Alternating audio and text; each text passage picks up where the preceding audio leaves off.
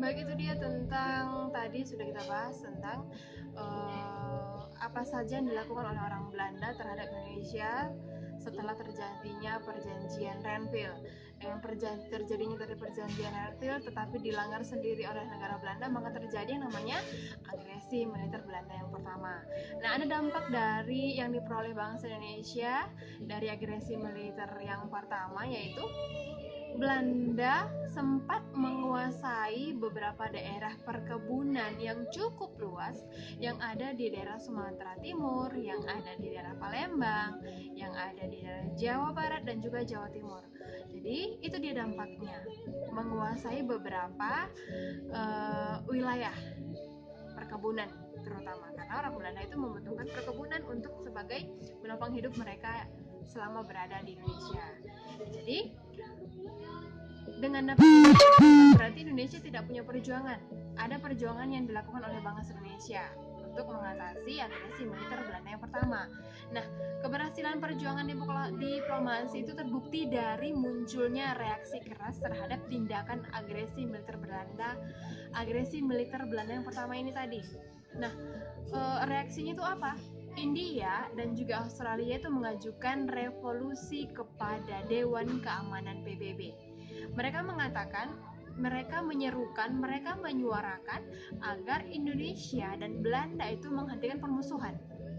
Bahkan Polandia dan juga Indonesia itu mendesak agar pasukan Belanda itu ditarik dari wilayah Indonesia. Jadi otomatis bisa dibuktikan bahwa sudah ada beberapa orang yang peduli terhadap kasus yang melanda antara Indonesia dengan orang Belanda karena kerakusan orang Belanda.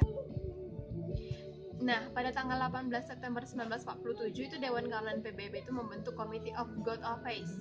Jadi itu bisa yang ataupun komite jasa-jasa baik. Jadi komite jasa-jasa baik ini terkenal dengan sebutan Komisi 3 Negara ataupun KTN. Jadi anggota KTN ini terdiri dari wakilnya yang berasal dari negara Australia, yang berasal dari Belgia, yang berasal dari Amerika Serikat. Kalau dari Australia itu diwakili oleh Richard Cabby, sedangkan kalau dari Belgia itu Paul Van, sedangkan kalau dari Amerika Serikat itu dari Frank Graham. Nah, jadi KTN ini bukan dibentuk sembarangan dibentuk ya. KTN ini punya tugas.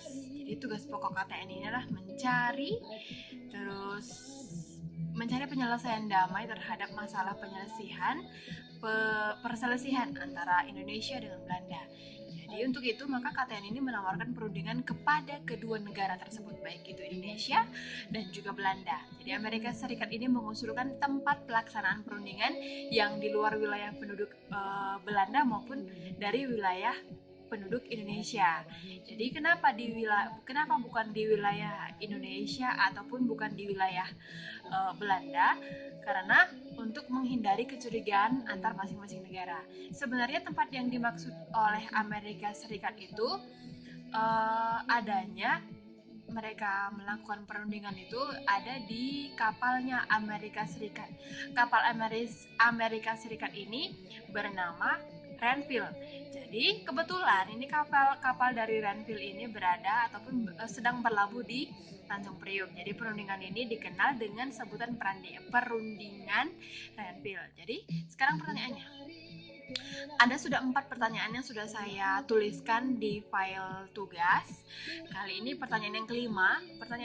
Pertanyaannya adalah, apa isi dari perjanjian Renville? Apa isi dari perjanjian Renville? Nah, baik. Dari perjanjian Renville ini, maka luas wilayah Indonesia akibat dari perjanjian Renville ini menjadi nyempit. Nah, coba kamu lihat nanti tanda yang merah ini, itu berarti luas wilayah Indonesia,